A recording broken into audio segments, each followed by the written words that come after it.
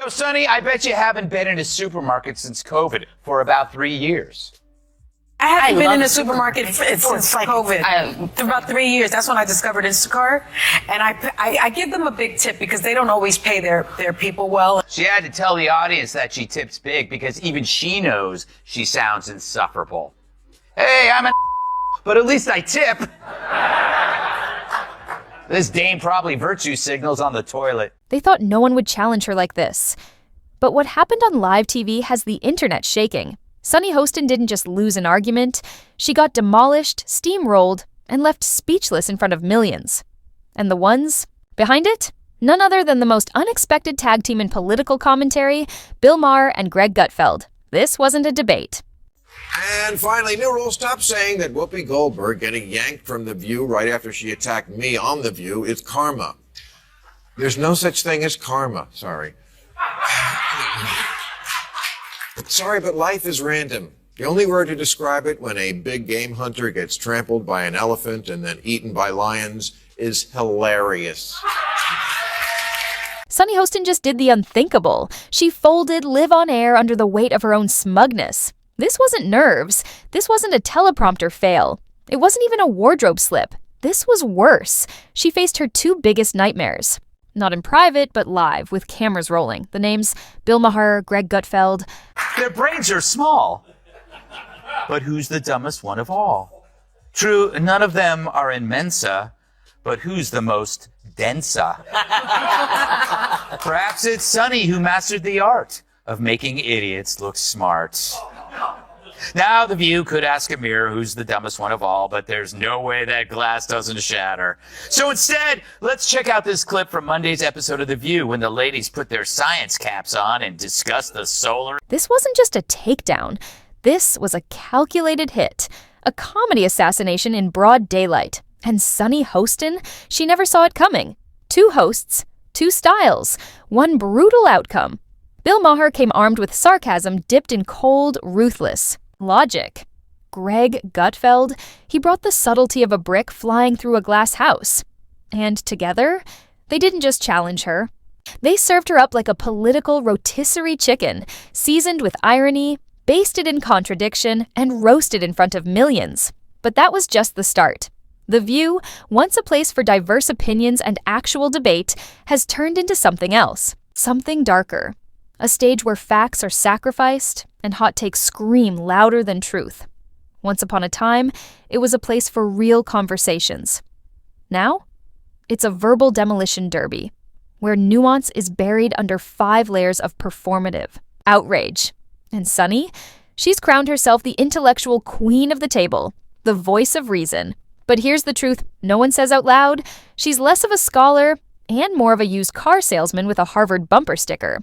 The term woke has been, in my view, co-opted by the right and weaponized and bastardized. And so I was surprised to hear you use the term because historically, as you know, because I think you're quite brilliant, that woke is a word used by the Black community to note that we must be aware of social injustices. But words and so migrate. Why is that a bad thing? It's not a bad thing, and originally that was absolutely a great thing. Alert to injustice, who's not for that? But words do migrate. Now, I'll use any term you want. Okay. Because maybe that is a word that's triggering, and so let's not use that word. I don't know, want to call it the super far left? But don't tell me the left or maybe the super far right. Well, he's talking about the left. Well, then okay, but we talked about that. I mean, I think we agree about the danger of the super far right.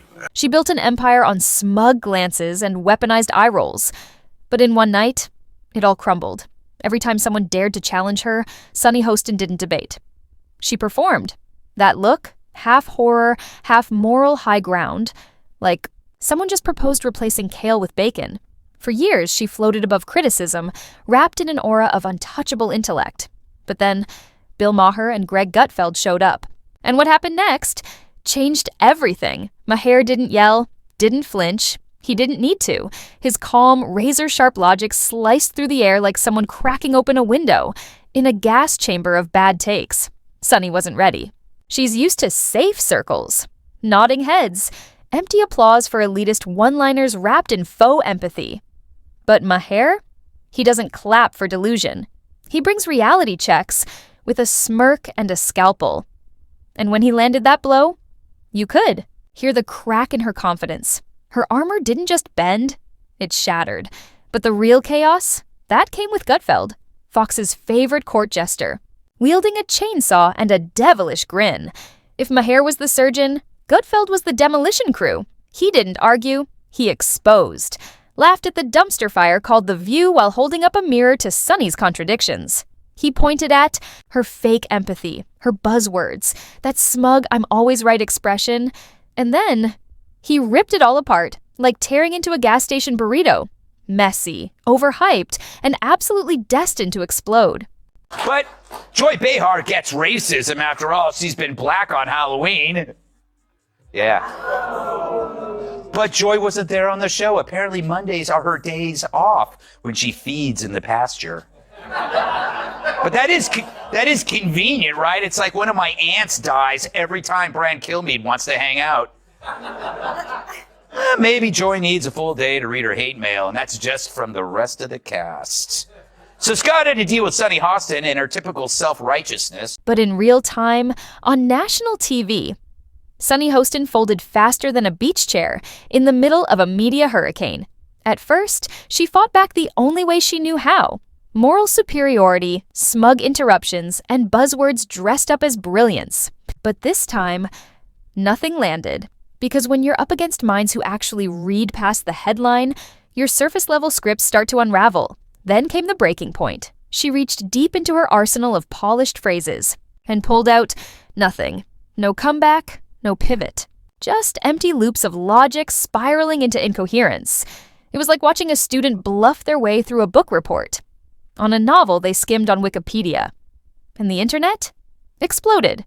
Twitter became a war zone of memes, popcorn gifs, side-eyes, and facepalms flooded every feed because for the first time, the world saw the bubble burst. Sunny's carefully crafted world, held together with fragile catchphrases and studio applause, was exposed. And without that echo chamber, her entire persona crumbled like a set made of cardboard and confidence. The View isn't a panel anymore. It's starting to feel like a daytime cult, where every outsider is a threat, every disagreement is dangerous, and truth itself is labeled problematic. I'm old enough to remember when it was the conservatives who hated the Jews. Yeah. Okay. Bill Maher, who has been the standard bearer for liberalism and in many ways leftism until the woke went bananas in this last decade, but for decades, that's what this guy has represented in America. I want you to note the tone they all talk with him. I want you to look at Sunny Hostin's body language and the way they look at him and everything else, just because he is a lefty who hasn't gone completely. They weren't ready. Because this time it wasn't internet trolls or angry tweets. It was Bill Maher and Greg Gutfeld, two political opposites united by one thing, a mission to call out the circus masquerading as commentary. Joy Behar, she interrupted like a toddler fighting over Legos. Whoopi tried dropping deep thoughts, but ended up sounding like she was narrating bedtime stories for conspiracy theorists. And Sunny, she swung her law degree around like a Harry Potter spell, hoping no one would notice the wand wasn't real. But Maher saw straight through it, tearing apart the show's fake intellectualism with the precision of a surgeon. And Gutfeld, he shredded what was left, grinding the pieces down with the same blunt force energy as a late-night roast. It wasn't about politics. It was about truth. Two men who never agree, suddenly sinking in disgust over this hollow shell of a debate show. This wasn't a left versus right moment. This was a full-blown IQ intervention for a nation on the brink of media collapse. And when the dust settled, The View did what it always does. Panic. Sunny scrambled so hard to spin her own words. You could hear the whiplash. Suddenly she was misunderstood, misquoted, everything but wrong. Whoopi tried tossing in the word nuance. But from her, it sounded like a cat pretending to teach calculus. And Joy, she just let out that witchy sitcom laugh, like someone just handed her another season of mediocrity. Hostin's obsession with race gets thrown back in her face. Today's video comes to us from Sunny Hostin. Sounds like a town. We're in Sunny Hostin. She was on PBS's Finding Your Roots, a show dedicated to researching celebrity ancestry. For context, Sunny is a staunch supporter of reparations and has made a fortune spewing nonsense about white privilege and racial justice. Well, turns out she's not as oppressed as she claims she is. She's actually the descendant of slave owners from... They thought the audience would clap. They thought no one would notice. But this time, the illusion shattered. This wasn't a light segment on celebrity divorces. This was the moment the audience realized the intellectual emperor had no clothes. And the scariest part? She didn't even know it. Sunny Hostin spent years building a reputation, untouchable, unbothered, unchallenged. She wasn't a commentator. She was a fortress, locked down, guarded, out of reach. But when those gates came crashing down, nothing was there.